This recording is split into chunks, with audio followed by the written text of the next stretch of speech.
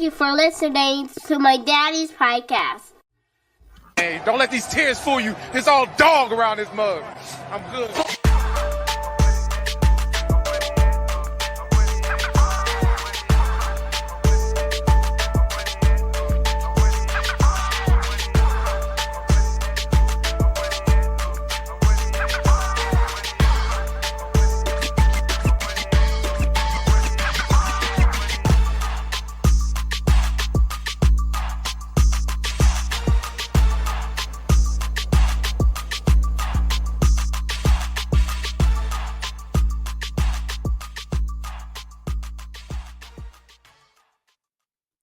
Hey, what's going on, Who Dat Nation? It is yours truly, TJAY Jones. And yes, I am the host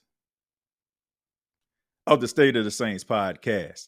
Thank you so much for checking out the State of the Saints podcast, where we talk New Orleans Saints. On this edition, we have a special guest with us here on the State of the Saints podcast. He's been on the show a few times. He is from the NFL Network, somebody that I admire and respect very, very dearly. And I appreciate him for spending a little bit of time with us to talk to us a little bit about our favorite team, the New Orleans Saints, as well as the rest of the NFC South.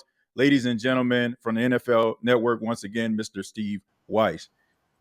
Steve, how you doing? TJ, thanks for having me on, my man. Love coming on with you. Hope all is well with you. I'm doing great. Everything's fine. And once again, thank you so much for your time. It's always a pleasure to sit down to talk to you about NFL football. And this is an exciting time, Steve. 2024 season is getting close.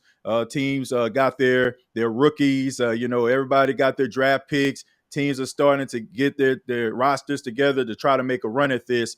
Of course, we are going to be talking about the NFC South as well as the New Orleans Saints. But we'll start with the Saints. The Saints made some moves that they decided to go in the first round. They selected Talise Fuaga out of Oregon State. Looking at the New Orleans Saints and some of the issues on the offensive line, what do you think Fuaga can bring to the New Orleans Saints? A very, very talented offensive lineman. Well, first off, I mean, this was clearly a pick of need. Just because Trevor Penning has not worked out, Ryan Ramczyk, that knee, you just don't – career could be finished. So, look, he's a tough guy. Everyone you talk to, he is a tough guy, a mauler, a big, very athletic guy who plays with attitude. So that's what they need along that offensive line. I mean, you think about some of the great teams that they had when they were on the run with Drew Brees and Sean Payton and how good those offensive lines were. They were more built center guard as the meat of it, but you always had good bookend tackles. And you think about some of the guys, the Zach Striefs of the world, guys like that. So Fuaga's that guy, except he's probably going to be one of the more athletic tackles that they've had over the past decade if he pans out, and that's the big thing. And you also have to look at the scheme. Clint Kubiak comes in with this West Coast scheme, so you have to have athletic linemen because they've got to cover a lot of ground. That stretch zone scheme, getting up to the second level, things like that. So Fuaga really fits that bill in terms of the athletic specs you want for the scheme. Yeah, absolutely. I love his athleticism. Got an opportunity to take a look at some of his film as well as watch some of those Oregon State games. I mean, he is definitely as advertised. But one thing that kind of stood out over rookie minicamp this weekend, Steve, was the fact that the Saints did not play him at right tackle. He did not practice. They decided to put him at left tackle. Do you think this is something that he can adjust to? It's a position that even he said he hasn't played in a very long time. Look, you talk to people who've played, who've had to do this before. It's not the easiest thing in the world, but then you look at someone like Penei Sewell, with the Lions, how dominant he's been. He's somebody who can flip. But, some guys will tell you, imagine throwing a baseball or eating with your right hand all the time. The next thing you know, you got to do it with your left hand. Yeah. It takes time to figure out how to do it. But, I mean, repetition.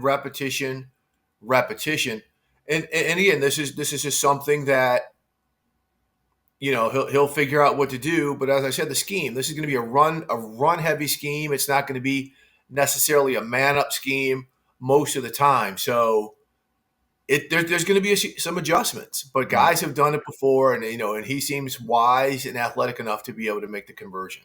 Yeah, absolutely. And I think about Tristan Wirfs.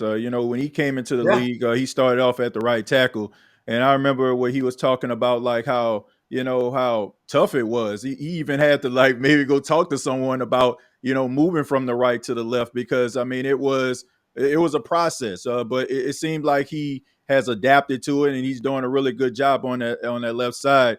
So maybe it's something that the Saints see inside of Fuaga that they feel like he could possibly be the left tackle of the future. I mean, that should be interesting to see. But, Steve, normally when we talk about the NFL draft, you talk about the first round picks and, the fan base start to get excited about what the team actually does. But in the Saints case, more excitement is coming from a fifth round pick in yeah. Rattler. I mean, Saints fans are going absolutely crazy about the potential and the upside of Spencer Rattler. I mean, we all know how talented he was coming out of Arizona, the number one ranked high school player in the entire country, going to Oklahoma, of course, transferring to South Carolina. What do you think about Spencer Rattler? Does he have what it takes, in your opinion, to possibly be a franchise or a starting quarterback in the National Football League? Well, it'll be interesting. There's a reason why so many teams pass on him multiple times, right? Right. If he was a franchise guy, we'd be talking about him in the same way we're talking about Caleb Williams, who replaced him at Oklahoma, causing him to transfer to South Carolina, Right. and guys like that. So, look, talent has never been in question. He is going to look great in these non-contact drills, as is everybody, as they should. They're not in pads right now, so let's curb the enthusiasm. Remember that there's a whole lot of gravestones that says off-season workout all pros. You got to put the pads on. You have to get that part and decipher defenses. But I think it's good for a lot of reasons because look, Derek has never really had a backup, no matter where he's been, that could possibly push him, that could get this type of momentum to get the best out of him, right? So we'll see. I mean, this is one thing with Spencer Rattler. Again, the talent is going to blow you away. Right. He is going to look very good, but there's a reason why he lasted to the fifth round. You're hearing some things about maturity. You see some games where he played, and you're just like, "What are you doing?" Right. Like so that's what he's going to have to deal with. But also coming in with a new set of offensive coaches, there's no prejudice against him, right? Like everybody is going to be learning at the same pace, and so that's a good thing. That's going to help him. Yeah. So we'll see. But again, it's off-season workouts, folks. Really good. These are rookie mini camps. The veterans aren't in there. Right. When they start throwing in all kind of mixes and defenses and reads and things like that, then we'll see, Spencer Rattler's evolution as to whether he can make the transition. Yeah, I agree with that.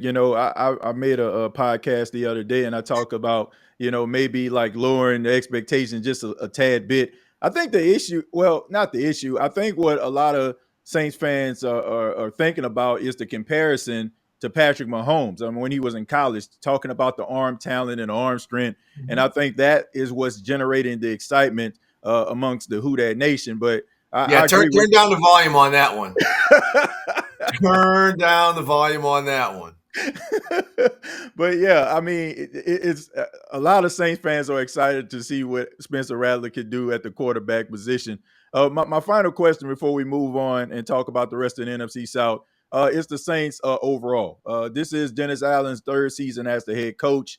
As of right now, according to sources, they have the second easiest schedule among schedule makers in the entire National Football League. Last year, they had the first. What do the Saints have to do, in your opinion, Steve, to get back to winning and making a playoff appearance more frequently than they have been over the last three seasons? They got to score points. I mean, they got to put points on the board. I mean, that's been the drag, and that's been the drag in their sail. They can't put points on the board. They're asking their defense, which has been consistently a top 5 defense for about the past 6 years, to do the heavy lifting, and that's just not going to work over and over. I mean, they're fortunate they play in a division where nobody else scores points. Right. But That's why they brought in Clint Kubiak. That's why they're trying to do some things with the offense. But let's not make any bones about this. This is a big year for Dennis Allen and half this roster. This is what you didn't see. They didn't go out and make a bunch of changes. Yeah, You're pushing it all in with DeMario Davis and Cam Jordan, all these veterans. Ty Matthew, who are probably in the final year or final 2 years of their careers with the Saints. Right. So Derek Carr. Like they are pushing it all in right now. So they've got to find some way to win this year so they can still be hired or still be around when they make the transition, because soon there's going to have to be a roster turnover. They didn't do a bunch of things to clear the cap like they typically do. So this is one of those years that's a big time make or break year. But their offense, that's why they went out and they made the overhaul with the offensive coaching staff. Is they got to put points on the board if they're going to have any chance to compete with not just the teams in the division, but the rest of the NFC. Yeah, I mean, they did a complete overhaul of the offense, and you expect for it to look different. You have Clint Kubiak bringing in the wide zone, something that has been taking over the NFL. A lot of head coaches have found success, Kyle Shanahan, Sean McVay, among others. So, they learned from Clint's dad. Yeah. Who learned it from Mike Shanahan. This is a decades-old successable system. Yeah, exactly. Right? But it only works with precision, repetition, and durability. I mean, guys have to be tough. They're going to run the football. The linemen have to stay healthy. So, again, we'll see how quickly guys adapt. Sorry to interrupt you. No, it's fine. I definitely agree with what you're saying.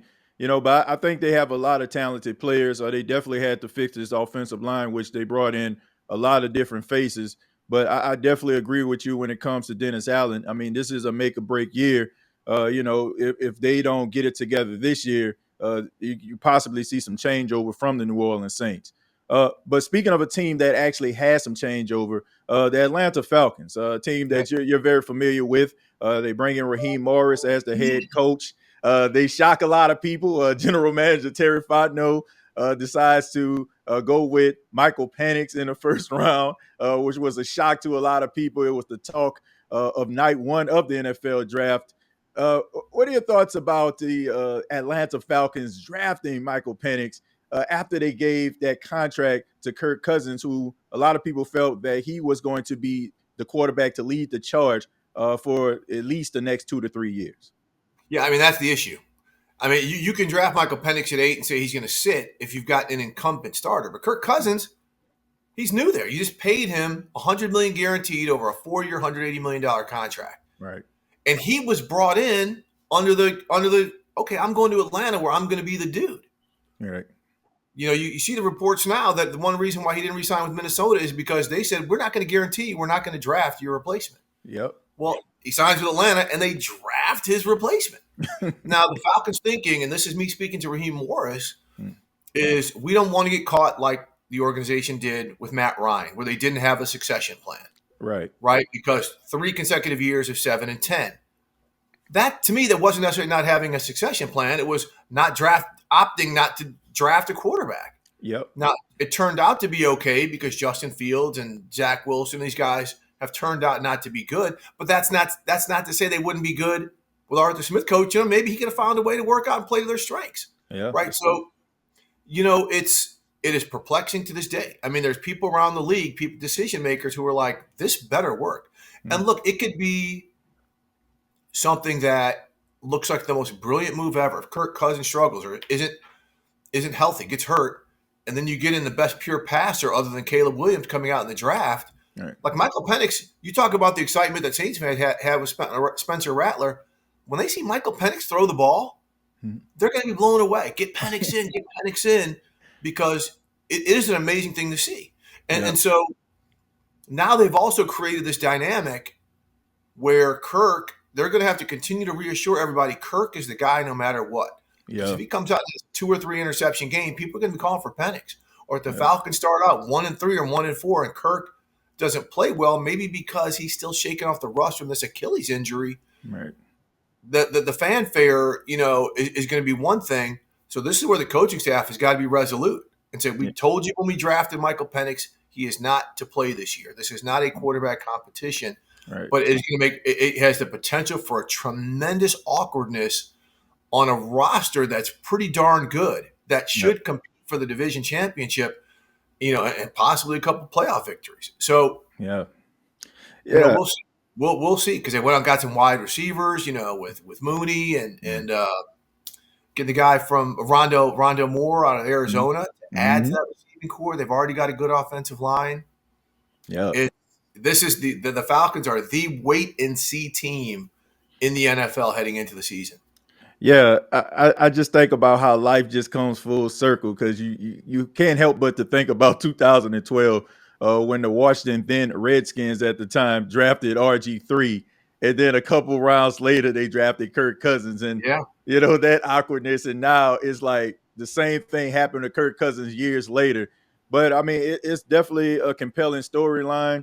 I can understand, like, maybe like this is one of those situations, like you said, it's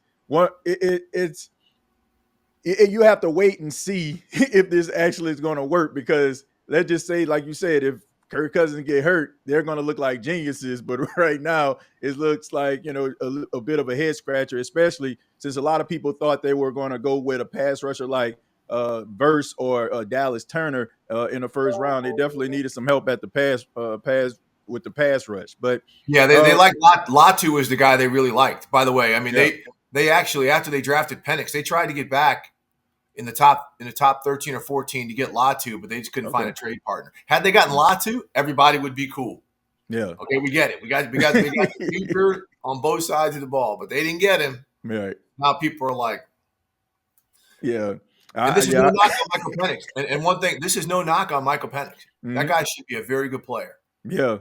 Yeah, I feel bad because, he's so talented, and, I just feel like because he got drafted to the Falcons, a lot of people aren't really looking at that. They're looking more at the controversy that surrounds that. But I think that he's going to be a very, very talented quarterback for years to come. Speaking of a quarterback that is taking steps forward, Baker Mayfield. Last season, he had a little bit of a resurgence, with the Tampa Bay Buccaneers, but he doesn't have his offensive coordinator that helped him. And Dave Canales, he moves on to the Carolina Panthers. But the Tampa Bay Buccaneers did win the division under Baker Mayfield. The Tampa Bay Buccaneers decided to get some offensive line help. And, one thing that I admire about the Tampa Bay Buccaneers, Steve, is they do a really, really good job at developing players. I mean, they just paid Antoine Winfield Jr. He became the highest paid, safety in the league. So what are your thoughts about the Tampa Bay Buccaneers? How can they get back to being atop a division? Are they the favorite still, in your opinion, to win the South in 2024? Yes. Yeah. To me, they're the favorites. I mean, look, you've got Pro Bowlers on both sides of the ball. You have Baker Mayfield, who under Dave Canales, you saw how aggressive, like Baker's always been very aggressive. Right. But now that he's got, the receivers that he has down there, it's, we'll see, because Dave Canales, if there's a quarterback whisperer out there, it's him. I mean, Russell Wilson's best years in Seattle were under Dave Canales as his position coach. Right. Geno Smith throws for 4,500 yards when Dave Canales was his OC, and then he comes down here and gets Baker throwing over 4,000 yards. Right. While also establishing a run game. So it'll be interesting to see, but I think defensively, because they're so sound in what they do, and because there's not a lot of constant turnover, that's their bedrock. But I think, again, like you talked about, the offensive line help that they brought in, what Jason Light is down there as a GM and Todd Bowles is doing, I think they are the team to beat. And I think they feel that they're the team to beat. I don't think they're saying to ourselves, we're questioning ourselves about any of our decisions. They're like, we understand who and what we are. And I don't think there's a team in the division who can say that right now. That's true. And I think that's where they've got an edge. And I think that Baker, playing the way he played last year and feeling confident and having a team finally believe in him, I think he's going to continue playing well. I think he's going to end up being a really intriguing story, much like Kirk Cousins was going from Washington to Minnesota and now on to Atlanta, developing into a long-term starting quarterback in the league. Yeah. Do you think you might see a tad bit of a slippage with his play? Because I only ask that, Steve, is because we know when certain coordinators go on to other teams, you start to see like quarterbacks maybe take a little bit of a step back. We seen it with Jalen Hurts when Shane Steichen went to the Indianapolis Colts. And, will we see something similar to that with Baker? Do you feel like he will still build on that momentum that he had last season? That's a good question. Again, when I talk about the Buccaneers, they know who they are. They're a team that offensively, they're going to take their shots, but they're also, you saw Baker, even at the end of the season when he was hurt and really banged up, hey, if I got to take the 6-yard thing, I'm going to do that. I don't think they're going to come in and change their identity, which what the Eagles did. Right. The Eagles couldn't figure out what they were last year. They were 10-1, everything is fine. Mm-hmm. But what was their offensive identity? They couldn't score in the red zone. They weren't running the ball with Jalen Hurts. Right. I mean, I don't think you're going to see that type of seismic shift into what worked to try to, okay, we're going to make this, take it to the next level in a radical fashion. I don't think that's going to happen. So I think Baker is going to be just fine. I think their run game is going to continue to improve, and that's going to help him out. Right. Yeah, I think that Baker has always been talented. I think that sometimes those situations that he has been in, I think a lot of people have a false sense of reality of who Baker Mayfield is. And I think last season really helped his confidence and really showed people that Baker Mayfield can definitely be a player in the National Football League as a starter. The Carolina Panthers, we mentioned Dave Canales. He moves on from Tampa as the offensive coordinator. Now he's the head coach. We know what Bryce Young went through his rookie season. The offensive line of the Carolina Panthers really didn't help his cause, as well as he needed wide receiver help. It just seemed like it was Adam Thielen, and then that's it. But they did decide to go out. They got Xavier Legette from South Carolina, a big physical guy.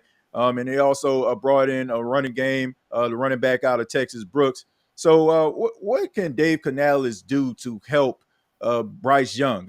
Make sure that he doesn't lose that confidence, but actually build on some of the talent that we've seen him coming out of Alabama as the first overall pick.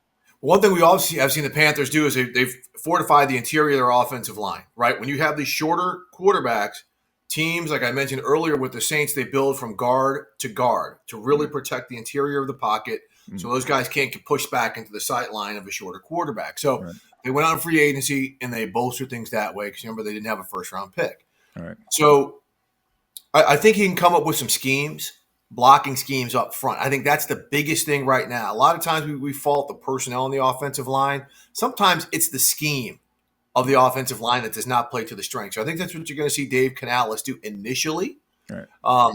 He will come up with a passing game that plays to Bryce's strengths. He's got to move the pocket a little bit. Got to get the ball out of his hands. And we saw him do this with Geno Smith. Yep. Right. And Geno had DK Metcalf and Tyler Lockett and some guys like that. Right. They still don't have that. They still do not have the explosiveness and the speed that they eventually are going to have to need if they want to compete in the NFL. They're still a year away from being a year away, in my opinion. They still got to fortify some things with this roster, but it's got to be baby steps. Right. And they've got to figure out if Bryce Young is the guy. Right? When you talk to opposing teams who played against him, they say it's not that he's just short. They're like, he's small.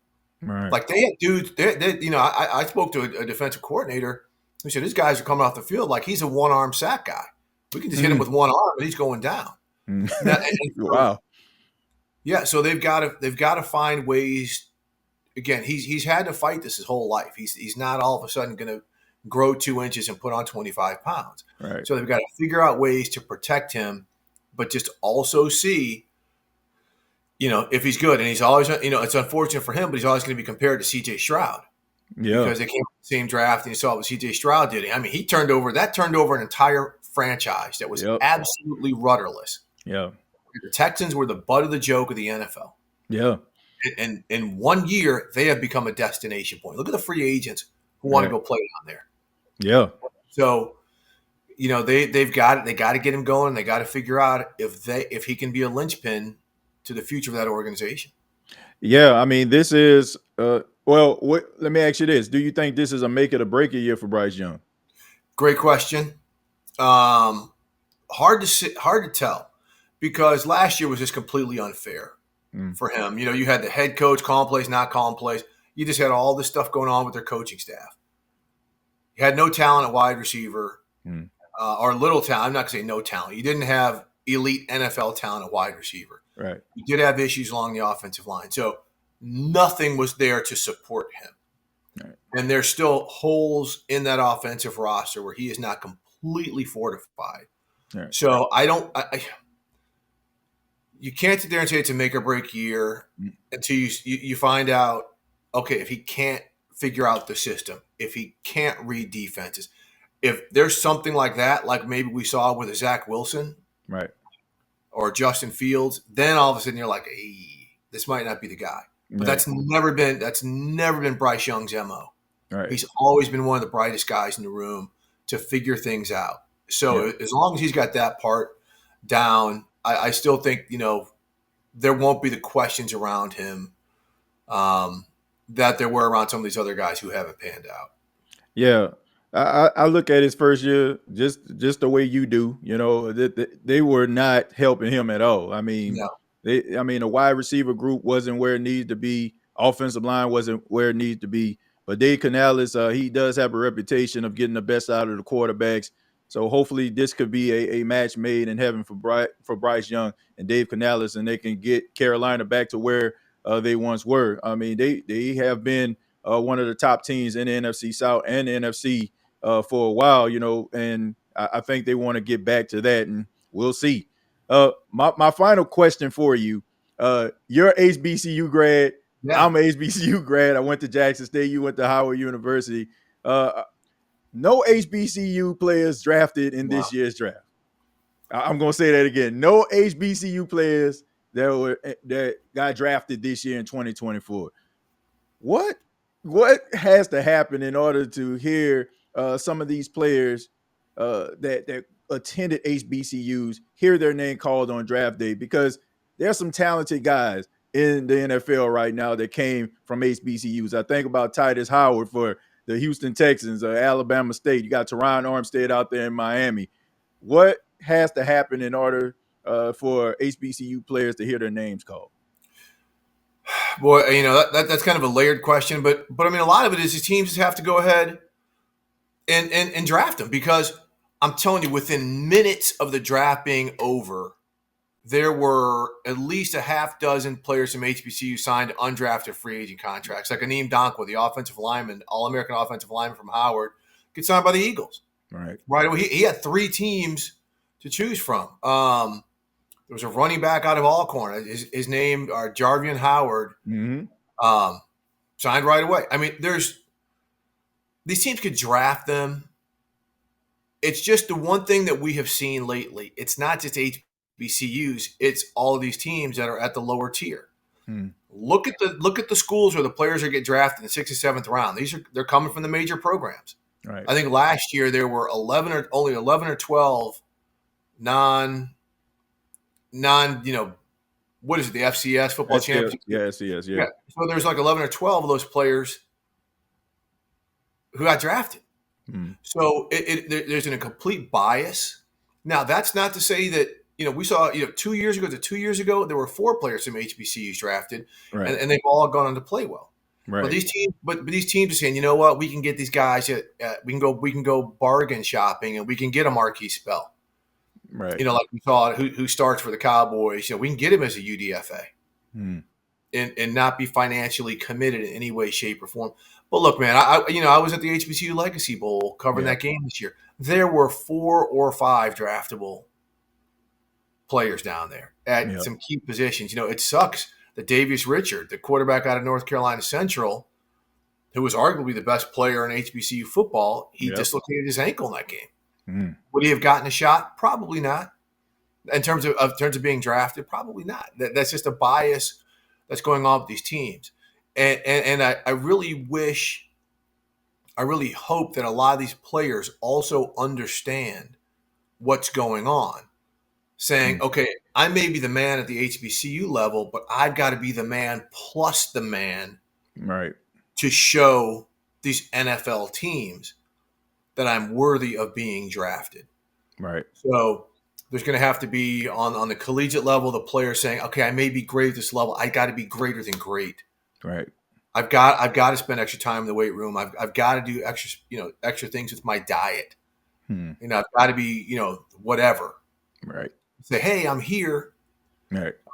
To make it worthy. But these teams, they've got books. There's the data that is given to these teams now by the NFL, the effort that is being made by Troy Vincent and the people in football ops to get film on these guys, to get everything on these guys to these teams is, I don't know what more they can do. It just has to be these teams saying, we like this kid. He can help us. Let's get him drafted. Yeah. I just hope some things change because these players are talented. I mean, all they need is an opportunity, and they play so well, and I think they can do some great things, and they have the talent and the ability. I mean, we see this all the time where guys come from different universities, maybe come from FCS school, and they are integral part of a team. Like I think about like Rashid Shaheed, like how the Saints have him. Like we see this all the time. So I just wish that they would give more HBCU players these opportunities to hear their name called. I respect the fact that they get opportunities, and when they do, they make rosters. But I think it would be nice for them to be able to hear their name called on draft day. But Steve, thank you so much for taking the time out to speak with us here on the State of the Saints podcast. Before we let you go, how can we get in touch with you? Well, you can check me out on Instagram and on X, I guess, formerly Twitter, at Wyche89, WYCHE 89. You can see me from time to time on the NFL Network program over the summer, The Insiders, which will start airing May 20th at 7 p.m. Eastern time. And from time to time at all the other events. Can't wait till the Pro Football Hall of Fame gets us rolling. We got the Inside Training Camp to get things rolling. And, I live out here in Southern California. We know the Saints are going to be training out here for training camp. So I'm sure I'll be making some stops by to see the Hoodats down here in the neighborhood. Yeah, definitely looking forward to everything that you have going on. We always enjoy your work on the NFL Network, and look forward to hearing what you have to say about the 2024 season. Thank you so much, Mr. Wyche. Appreciate you, TJ. All right.